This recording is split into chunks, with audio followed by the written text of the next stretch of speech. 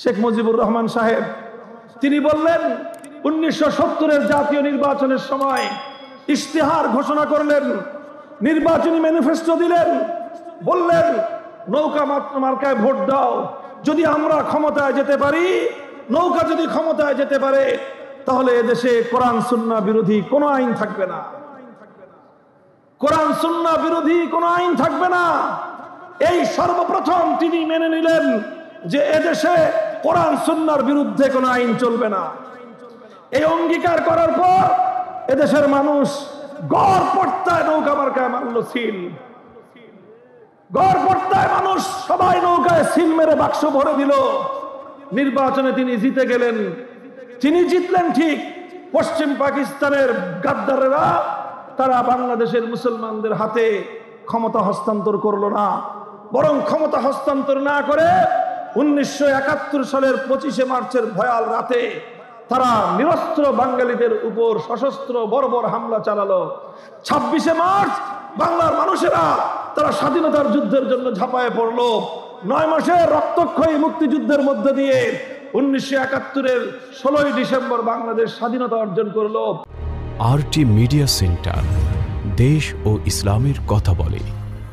কাজেই হে ঈমানদার, যদি তোমাকে ঈমানের উপর অবিচল থাকতে হয়, তোমাকে যদি ঈমান আল্লাহর নিকট গ্রহণযোগ্য করতে হয়, শুধু আল্লাহর ইবাদত করলেই তুমি শুধুমাত্র একত্ববাদী হতে পারো না। একত্ববাদী হওয়ার জন্য ইবাদত যেরকম একমাত্র আল্লাহর জন্য করতে হবে, একত্ববাদী হওয়ার জন্য ঠিক তদ্রূপ আইন তৈরি করার চূড়ান্ত ক্ষমতা একমাত্র আল্লাহর, একথা তোমাকে বিশ্বাস করতে হবে। একটা হলো তাওহীদ ফিল উলুহিয়্যাহ, তাওহীদ ফিল ইবাদাহ। একটা হলো ইবাদতের ক্ষেত্রে একত্ববাদ, আরেকটা হলো তাওহীদ ফিল হাকিমিয়্যাহ, আইন তৈরি করবার ক্ষেত্রেও একত্ববাদ। আল্লাহর একত্ববাদ শুধুমাত্র ইবাদতের ক্ষেত্রে মানলে ঈমানদার হওয়া যায় না। ইবাদতের ক্ষেত্রে যেরকম আল্লাহর একত্ববাদকে বিশ্বাস করতে হয়, ঠিক তদ্রূপ আইন তৈরি করবার সার্বভৌম ক্ষমতার ক্ষেত্রেও আল্লাহ রাব্বুল আলামিনের তাওহীদ ফিল হাকিমিয়্যাতকে মানতে হবে। যারা তাওহীদ ফিল হাকিমিয়্যাতকে মানে না তারা ওই রকম মুশরিক যারা সরস্বতীর পূজা করে, দুর্গার পূজা করলে একজন মানুষ যেই রকম মুশরিক হয়, আল্লাহর আইনের বিরুদ্ধে মানব রচিত কোনো আইন মেনে নিলে একজন মানুষ তার সমান মুশরিক হয়। সমাজে মুসলমান নামধারী গিজগিজ করতেছে মুশরিক, মসজিদের মধ্যে নামাজের জন্য যারা কাতার হয়ে দাঁড়ায় গিজগিজ করতেছে মুশরিক, হজ করে আসতেছে প্রতিবার ডবল হাজি, ট্রিপল হাজি, চৌবল হাজি, প্রতি বছর হজ করে, প্রতি বছর উমরা করে, অথচ এই সকল হাজি আর গাজীদের মধ্যে গিজগিজ করতেছে মুশরিক। কারণ তারা আল্লাহ পাকের তাওহীদ ফিল হাকিমিয়্যাতকে বিশ্বাস করে না, আইন তৈরি করার ক্ষেত্রে আল্লাহর তাওহীদ এবং একত্ববাদকে তারা বিশ্বাস করে না। মুহতারাম হাজিরিন, এই তাওহীদ ফিল হাকিমিয়্যাতকে আজ আমাদেরকে বুঝতে হবে, ভালো করে মানতে হবে এবং জাতির মধ্যে এই দাওয়াত এবং এই মিশন বাস্তবায়ন করতে হবে। আমরা আমাদের এই সমাজের মধ্যে, আমাদের এই দেশের মধ্যে নানাভাবে এই তাওহীদুল হাকিমিয়্যাহকে অস্বীকার করে মানুষের কাঁধের উপর মানব রচিত আল্লাহর আইন বিরোধী আইনকে জাতির উপর চাপিয়ে দিয়ে এই জাতির জন্য শত শত বছর ধরে এক অভিশপ্ত শিরকের অভিশাপ আমাদের গলার উপর চাপিয়ে দেওয়া হয়েছে। মুসলমানদের ইতিহাস পর্যালোচনা করলে দেখা যায় মুসলমানদের মধ্যে এই ধরনের শিরক ছিল না। এই যে তাওহীদ ফিল হাকিমিয়্যাহকে অস্বীকার করা, আল্লাহর আইন ছাড়া, আল্লাহর আইনের জায়গায় কোনো গায়রুল্লাহর আইনকে বিশ্বাস করা, মেনে নেওয়া, এই অভিশপ্ত ধারা মুসলমানদের মধ্যে ছিল না। খায়রুল কুরুনে ছিল না, সাহাবীদের যুগে ছিল না, তাবেঈদের যুগে ছিল না, তাবেঈদের যুগে ছিল না, খেলাফতে বনু উমাইয়ার যুগে ছিল না, খেলাফতে বনু আব্বাসিয়ার যুগেও ছিল না। সর্বপ্রথম মুসলমানদের মধ্যে এই অভিশপ্ত ধারা যেই ব্যক্তি এবং যেই সম্প্রদায় স্থাপন করলো, সেই সম্প্রদায়কে বলা হয় তাতারি সম্প্রদায়। তাতারি সম্প্রদায়েরা সর্বপ্রথম তাদের নেতা চেঙ্গিস খানের পক্ষ থেকে প্রণীত কিছু আইন সেই আইনকেই তারা সমাজের মধ্যে, রাষ্ট্রের মধ্যে আল্লাহর আইনের বিরুদ্ধে গিয়ে সেই আইনকে তারা কার্যকর করলো, যেটাকে তারা ইয়াসেক বলতো। ইতিহাস এবং তাফসীরের কিতাবের পাতায় এভাবেই পাওয়া যায়। এই অভিশপ্ত ধারা মুসলমানদের উপর চালু হওয়ার পর মুসলিম উলামায়ে কেরাম, মুসলমানদের শাসকবর্গ, মুসলমানদের মুজাহিদিন ইসলাম অনেক রক্তের বিনিময়ে, অনেক ত্যাগের কোরবানির বিনিময়ে আবার মুসলমানদের ভিতর থেকে এই অভিশপ্ত ধারাকে বাতিল করেছে, উচ্ছেদ করেছে। মুসলিম সমাজের মধ্যে 1000 বছর পর্যন্ত আর সেই মানব রচিত কোন আইন আল্লাহর আইনের জায়গায় তারা চলতে দেয় নাই। এভাবেই পুনরুদ্ধার হয়েছে। তাতারিরা মুসলমান হয়ে গিয়েছে, অধিকাংশ তাতারি মুসলমান হয়ে তারা মানব রচিত সেই আইনের অভিশপ্ত ধারা থেকে ফিরে এসে আল্লাহর আইনের দ্বারাই তারা নিজেদের জীবনকে পরিচালিত করেছে। এভাবে চলতে চলতে মুসলিম সমাজের মধ্যে এটাই ছিল প্রধান ধারা। মুসলমানদের যতগুলো সাম্রাজ্য ছিল, সেই খেলাফতে বনু আব্বাসিয়ার পরে দীর্ঘদিন পরে আবার খেলাফতে ওসমানিয়া, সেই খেলাফতে ওসমানিয়ার যুগেও মুসলিম সমাজের মধ্যে প্রায় এই যে বর্তমান আজকের পৃথিবীর মানচিত্রের মধ্যে প্রায় 57টা মুসলিম দেশ আছে। এই সবগুলো দেশ একসময় খেলাফতের অন্তর্ভুক্ত ছিল, আর প্রতিটা দেশে খেলাফতের অন্তর্ভুক্তির কারণে সেখানে আইন চলতো একমাত্র কার? চিৎকার করবার, আইন চলতো একমাত্র কার? এটা ছিল মুসলমানদের ঈমানের বিষয়। মুসলমানরা যেরকম ইবাদতের ক্ষেত্রে এক আল্লাহর একত্ববাদকে বিশ্বাস করত, আইন তৈরি করার ক্ষেত্রে আল্লাহর একত্ববাদকে মুসলমানরা বিশ্বাস করত। আর এজন্যই মুসলমানরাই ছিল পৃথিবীতে একমাত্র একত্ববাদী জাতি। মুসলমানদের শত্রুরা ষড়যন্ত্র করে মুসলমানদের এই একত্ববাদকে কেড়ে নেওয়ার পায়তারা করলো। আর এরপরে ইউরোপের শিল্প বিপ্লবের পরে যখন ইউরোপ ইসলামের উপর, মুসলিম বিশ্বের উপর সাম্রাজ্যবাদী আগ্রাসন পরিচালনা করলো, মুসলমানদের বিশাল একটা অঞ্চল ব্রিটিশরা দখল করে ব্রিটিশ সাম্রাজ্যের অন্তর্ভুক্ত করে নিল। মুসলমানদের আরেকটা বিশাল অঞ্চল ফ্রান্স দখল করে ফ্রান্সের সাম্রাজ্যের অন্তর্ভুক্ত করে নিল। আরেকটা বিশাল অঞ্চল ইতালি দখল করে ইতালির সাম্রাজ্য সেখানে স্থাপন করলো।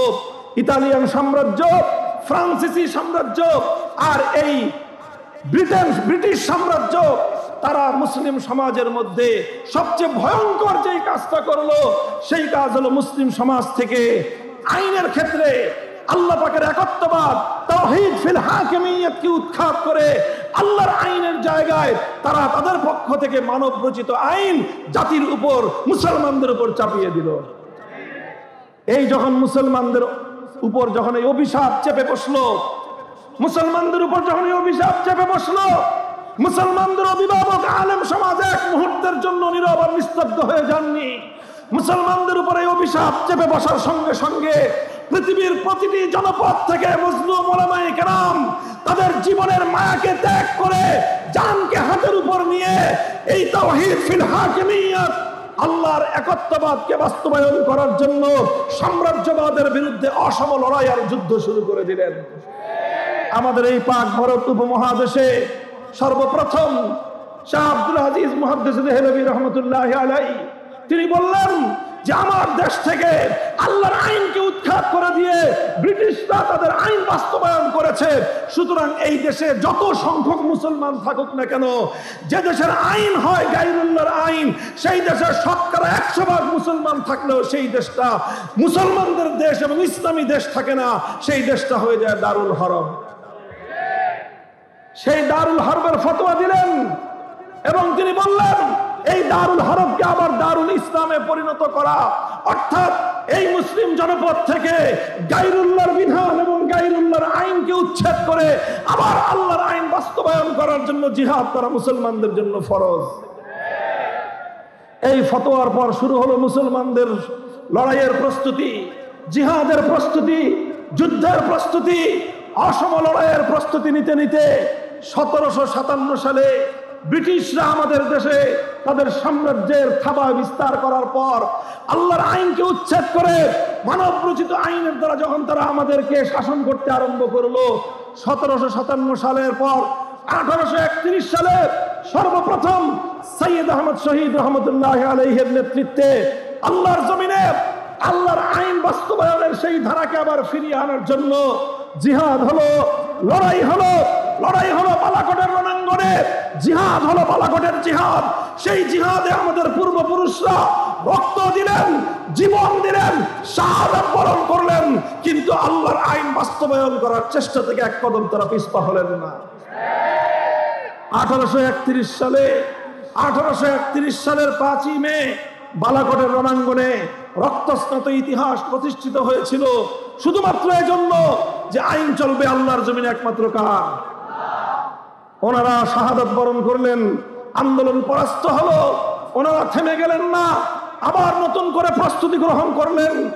1857 সালের আগে 19 শতকের মাঝামাঝি সময়ে আমাদের পূর্বপুরুষগণ তারা খেলাফতের ঘোষণা দিলেন। তারা একটা এলাকায় ঘোষণা দিলেন, এই এলাকায় আল্লাহর আইন চলবে।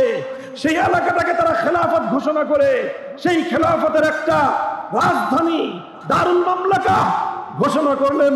থানা ভবন, থানবী রহমতুল্লাহ আলাইহির যে জন্মভূমি, সেই থানা ভবনকে বললেন এটা হলো আমাদের রাষ্ট্র, আমাদের খেলাফতের প্রধান কেন্দ্র। সেই দারুল খেলাফার প্রধান হলেন আমিরুল মুমিনিন হাজী ইমদাদুল্লাহ মুহাজির মক্কি রহমতুল্লাহ আলাইহি। সেই খেলাফতের চিফ জাস্টিস হলেন রশিদ আহমদ গঙ্গুহি রহমতুল্লাহ আলাইহি। সেই খেলাফতের প্রধানমন্ত্রী হলেন কাসেম নানুতুবি রহমতুল্লাহ আলাইহি। সেই খেলাফতের প্রধান সেনাপতি হলেন হাফেজ জামান শহীদ রহমতুল্লাহ আলাইহি। তারা ঘোষণা করলেন আমাদের অধিকৃত এই এলাকায় একমাত্র আইন চলবে কার?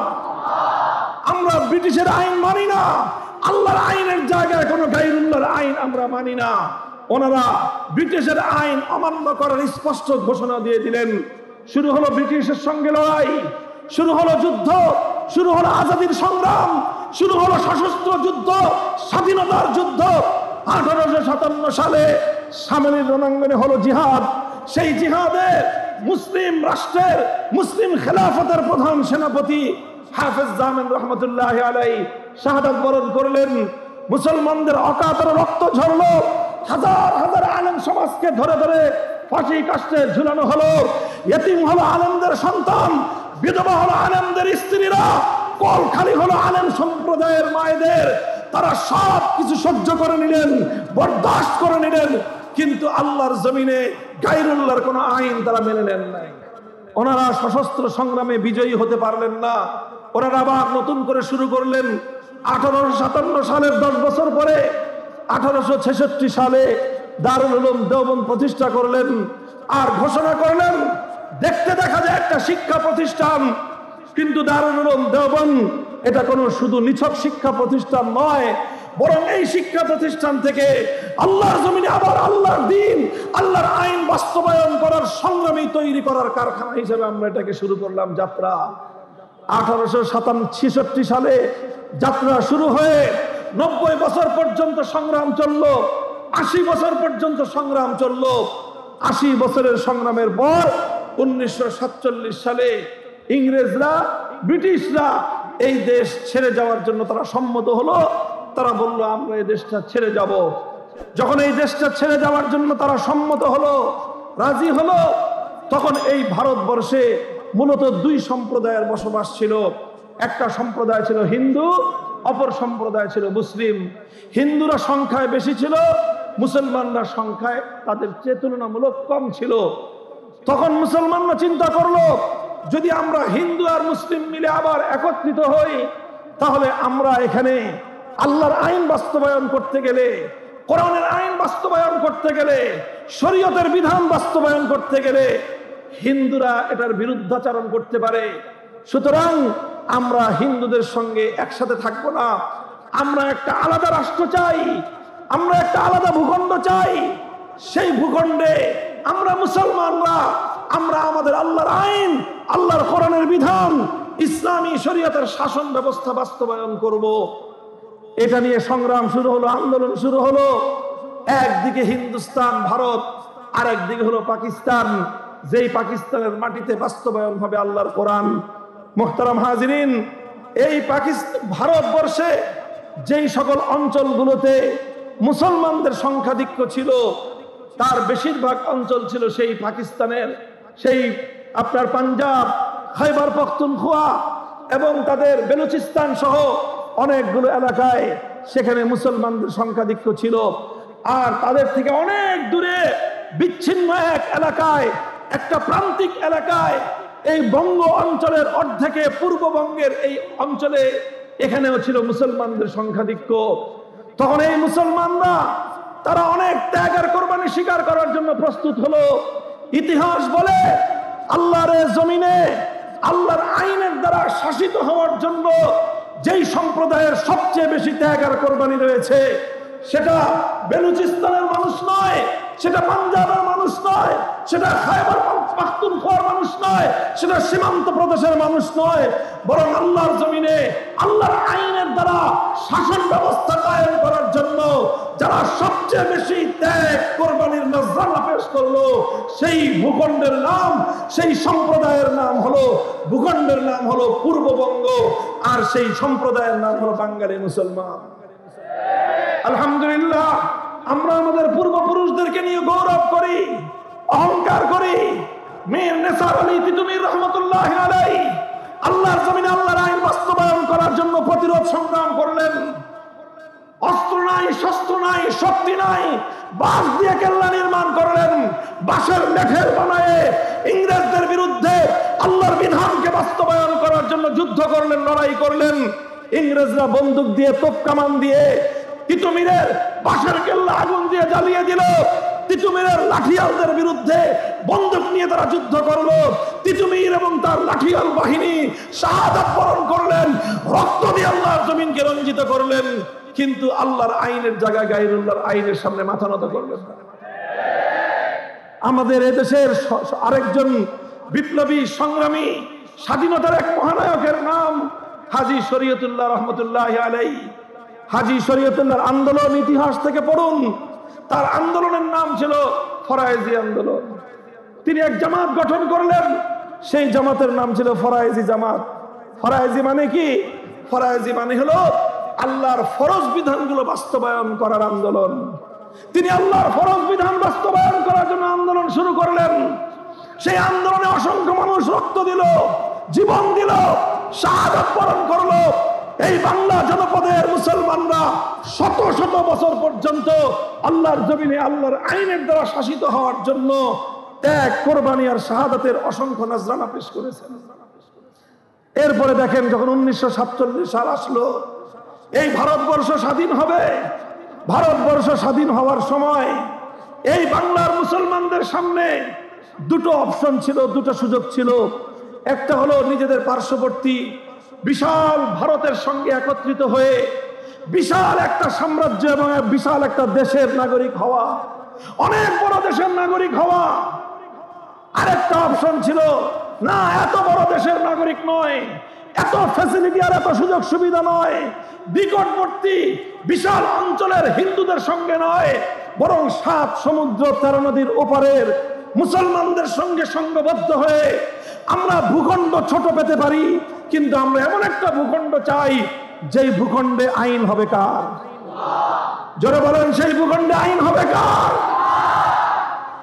1947 সালের বাংলার এই জনপদের মুসলমানরা অনেক বড় স্যাক্রিফাইস করেছিল, অনেক বড় ত্যাগ আর কোরবানি করেছিল। পশ্চিম পাকিস্তানের মুসলমানরা সেই ত্যাগ আর কোরবানি স্বীকার করতে পারে নাই। এই বাংলার মুসলমানরা যেই ত্যাগ আর কোরবানি স্বীকার করেছে, আল্লাহর আইনের দ্বারা, কোরআনের সংবিধানের দ্বারা রাষ্ট্র পরিচালিত হওয়ার ক্ষেত্রে এই বাংলাদেশের মানুষ 98% তারা সমর্থন জানিয়েছিল। অথচ পশ্চিম পাকিস্তানের লোকেরা সমর্থন জানিয়েছিল মাত্র 60 থেকে 70%। অর্থাৎ আল্লাহর জমিনে আল্লাহর বিধান বাস্তবায়ন করার ক্ষেত্রে মুসলমানদের জন্য কোরআনী শাসনতন্ত্রের মাধ্যমে রাষ্ট্র গঠন করার জন্য, পাকিস্তান গঠন করার জন্য পাকিস্তানের, পশ্চিম পাকিস্তানের মানুষের যত আবেগ এবং তাদের যত ত্যাগ আর কোরবানি ছিল, তার চেয়ে অনেক বেশি ত্যাগ আর কোরবানি ছিল এই বাংলার মুসলমানদের। এরপরের ইতিহাস আমাদের সঙ্গে বিশ্বাসঘাতকতার ইতিহাস। এরপরের ইতিহাস পশ্চিম পাকিস্তানের স্বৈর শাসক খান পাঠানরা বাংলাদেশের মুসলমানদের ত্যাগ আর কোরবানির প্রতি বৃদ্ধাঙ্গুলি প্রদর্শন করে আমাদের শাহাদাতের ভক্তের সঙ্গে গাদ্দারি করবার ইতিহাস। 24 বছর পর্যন্ত পাকিস্তান টিকে থাকলো। আলেম সমাজ বারবার বললেন 1947 সালের 15ই আগস্ট ব্রিটিশদের কাছ থেকে আমরা দেশটাকে মুক্ত করেছি, স্বাধীন করেছি। আমাদের দেশের আলেম সমাজ বলেছিলেন বাড়ির কাছের কলকাতা থাকতে, বাড়ির কাছের হিন্দুস্তান থাকতে, হিন্দুস্তানকে লাথি মেরে সেই 7 সমুদ্র পাড়ি দিয়ে পাকিস্তানের সঙ্গে একীভূত হলাম। আমাদের লাহোর, পাঞ্জাব আর করাচির প্রতি আমাদের কোনো দুর্বলতা এবং কোনো আকর্ষণ ছিল না, আমাদের আকর্ষণ ছিল একমাত্র আল্লাহর কোরআনের প্রতি। কিন্তু তারা আমাদের এই জাতির সঙ্গে গাদ্দারি করেছে, বিশ্বাসঘাতকতা করেছে। এ জাতির বাংলাদেশের মুসলমানরা আল্লাহর আইন বাস্তবায়ন করার জন্য যে ত্যাগ আর কোরবানি স্বীকার করলেন, তারা বিন্দুমাত্র তার মূল্যায়ন করলো না। ওলামায়ে কেরাম যখন বলতেন পাকিস্তান তো গঠন হয়েছিল উদ্দেশ্য, ঘোষণা, অঙ্গীকার, জাতির সঙ্গে কমিটমেন্ট ছিল যে দেশের সংবিধান হবে কোরআনী সংবিধান, শাসনতন্ত্র হবে ইসলামী শরিয়া শাসনতন্ত্র। আপনারা সেই কোরআনী শাসনতন্ত্র বাস্তবায়ন করেন না কেন? পাকিস্তানের শাসকরা বলতো রাষ্ট্রটা এখনো শিশু রাষ্ট্র, তো হুজুর কিছুদিন সময় দেন, আমরা আস্তে আস্তে এই রাষ্ট্রটাকে আগে সর্বদিক থেকে অর্থনৈতিক, সামাজিক, ব্যবসায়িক সব দিক থেকে একটু শক্তিশালী করে নেই, তারপরে আমরা ইসলামী শাসনতন্ত্র দিব, আমরা ইসলামী আইন বাস্তবায়ন করব। এখন যদি আমরা ইসলামী আইন বাস্তবায়ন করতে যাই, ইউরোপ আমেরিকার লোকেরা আমাদেরকে সাহায্য করবে না, ওরা আমাদেরকে সহযোগিতা করবে না। ওদের সাহায্য আর সহযোগিতা না নিলে আমাদের পাকিস্তান উন্নতি করতে পারবে না। এই বলতে বলতে বলতে বলতে 24 বছর পার হয়ে গেল, কিন্তু তাদের এই শিশু রাষ্ট্র আর কোনোদিন সাবালক হলো না। আমার আব্বাজান মরহুম হযরত শাইখুল হাদিস আল্লামা আজিজুল হক রহমতুল্লাহ আলাইহির কাছ থেকে কথা আমি বহুবার শুনেছি। তিনি বলতেন যে আমরা তখন পাকিস্তানিদেরকে বললাম যে একটা শিশু সন্তান মেয়ে হলে 9 থেকে 12 বছরের মধ্যে সাবালিকা হয়ে যায়, ছেলে হলে সর্বোচ্চ 12 থেকে 15 বছরের মধ্যে সাবালক হয়ে যায়। পাকিস্তান শিশু রাষ্ট্র শুনতে শুনতে 24 বছর তোমরা পার করে দিলা, কোরআনী সংবিধান তোমরা দিলে না। আমরা তখন বললাম যেই রাষ্ট্র আর যেই শিশু 24 বছরেও সাবালক হয় না, যেই শিশু 24 বছরেও বালেগ হয় না, ও আর কোনোদিন বালেগ হবে না, এই পোলাপান রাখার দরকার নেই। তখন আমরা দেশটাকে ভেঙে খান খান করলাম। আমরা তখন পাকিস্তানিদেরকে বলে দিলাম আসসালাম, কোরআনের সংবিধান বাস্তবায়নের জন্য যে পাকিস্তান কায়েম করা হয়েছিল, সেখানে যদি কোরআনের আইন বাস্তবায়ন না করা যায়, পাকিস্তানের গদিতে আগুন ধরাও।